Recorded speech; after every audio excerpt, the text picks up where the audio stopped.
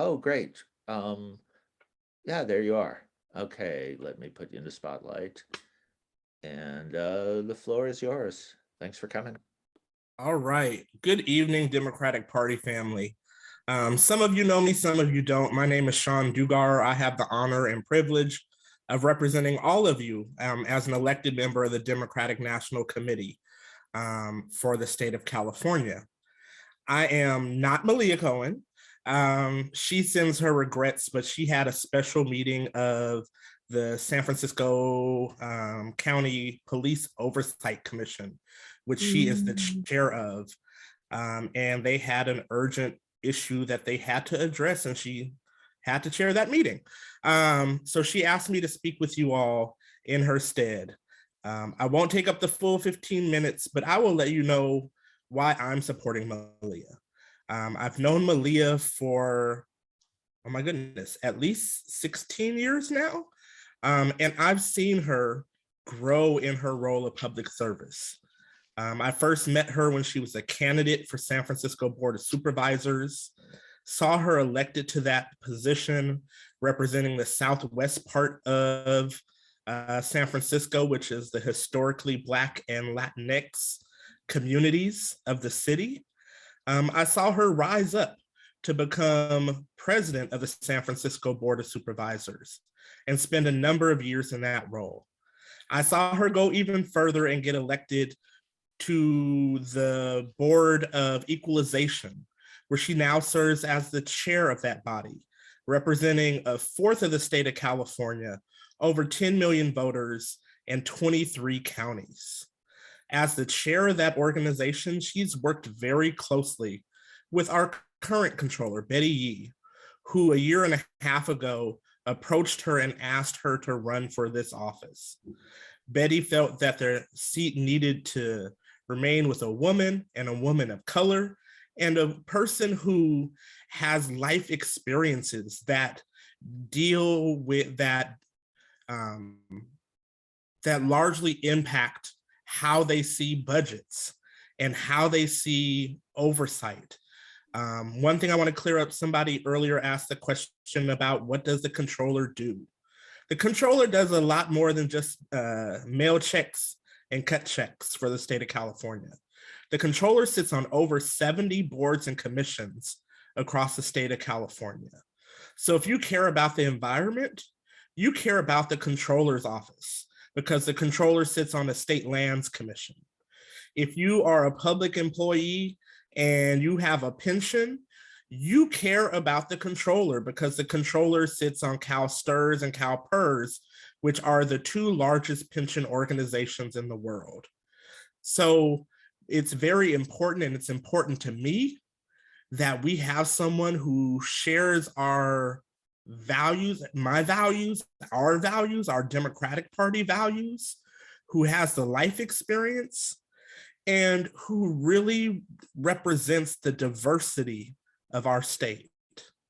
That's why Malia is endorsed by a number of people. I'm not going to list them all, but some local folks that you may have heard of, including Congresswoman Karen Bass, State Senator Sidney Kamlager, Assembly Member Isaac Bryan, your council member Alex Fish, LA County Supervisor Holly Mitchell, almost every constitutional officer, almost every California Democratic Party officer, most of labor, including SEIU, the California Nurses, the California Federation of Teachers, and Trades, number of women's organizations from Emily's List to NARL Pro-Choice to the Legislative Women's Caucus. I hope you all will join me and join so much of our Democratic Party family in supporting Malia at the convention and in June. Thank you so much. Great, thanks. So I don't know how much Sean can answer for Malia, but if anyone wants to give it a try, Jimmy Wood's great. Yes, isn't she also endorsed by Controller Betty Yee? She is endorsed by Controller Betty Yee, and Betty actually recruited her to run for this office a year and a half ago and has toured with her across the state. Great. Anyone have any hard questions? I think I could do a hard question if you need me to. I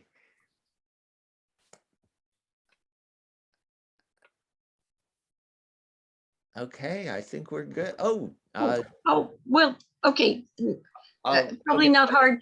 Cynthia, probably then not Daniel, hard. then Ji Young. Oh, sorry. Oh, Is go she ahead. a CPA?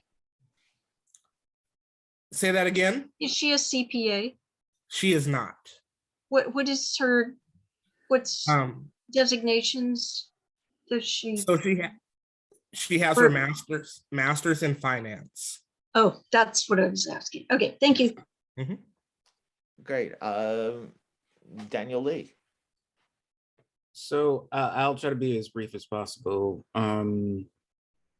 There's been a lot that I've been impressed by here locally in Los Angeles County and LA City in particular by the Kenneth Mejia for Controller campaign in the context of the way that they have been using data to really represent people. And they've been using data in the context of really outlining what the city budget is, how it's spent, what percentages go for policing, for instance, versus housing versus services. I'm curious in terms of Malia Cohen's priorities, how she envisions using that data to some degree, which is what I think the Mejia for Controller of LA campaign is trying to do, to influence policy. Because I understand that a lot of people say, and a lot of people who are running for a statewide constitutional office tonight believe that disclosure and letting people know this and that really helps change things. I don't believe that.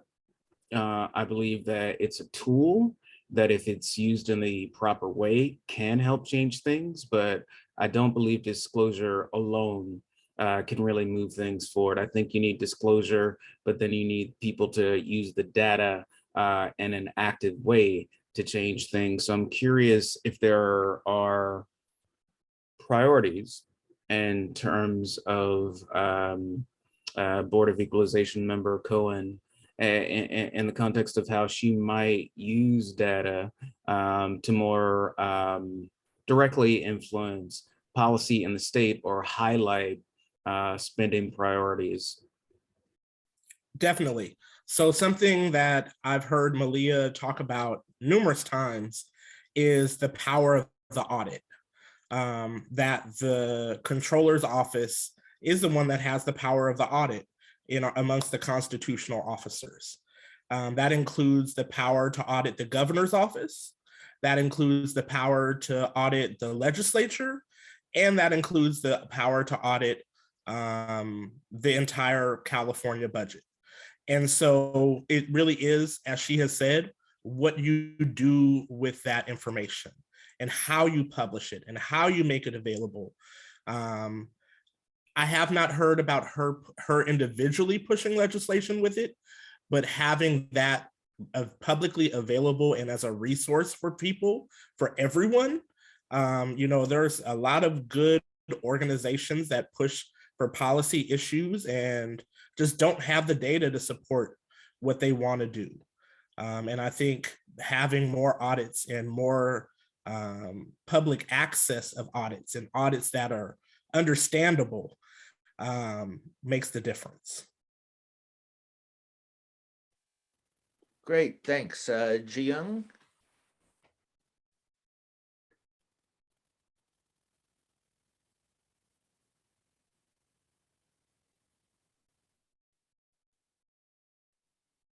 Oh, hello?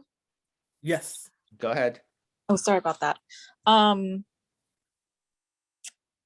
I was in another space in which,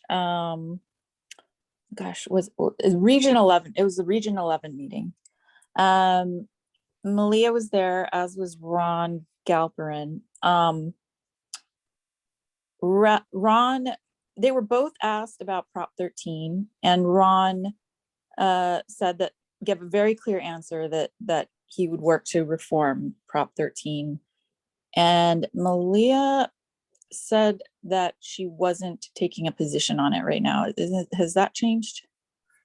So she didn't say she isn't taking a position. She is legally not able to take a position on Prop 13 reform because she is the one who administers Prop 13 as the Board of Equalization. And so they have been advised by their counsel that they cannot take a position on that. However, as a candidate running for Board of Equalization, she was very clear on her support of Prop 13 reform. But now that she is in the office, she cannot take a formal position, again, because the Board of Equalization is the agency that administers and oversees property taxes. She actually didn't say that, but I'm glad that you told me that. She did say that. I was there. She definitely said that she wasn't taking a position, but now I understand why. So thank you. Mhm. That's great. So Hey, Leslie. hey, please, go ahead. Yeah, I wanted to know, seemed like I heard someplace that when she was when she was on the Board of Supervisors in San Francisco, she was a part of the San Francisco Employees Retirement System, and that she led an effort to divest from fossil fuel. Is that true, or do you know anything about it? That is true. While she was on the San Francisco Board of Supervisors, Malia did serve as the chair of the Budget Oversight Committee and led as that chair, sat on the Public Employees Pension Fund and oversaw the move to divest from fossil fuels for that entity. Fantastic. Well, I think we're going to get into our business meeting, but I really appreciate all of these great candidates and their representatives joining us tonight and taking some very difficult questions from our members. And thanks to the members for, your dedication and insight and all of the things, as they say. Let me unspotlight Sean.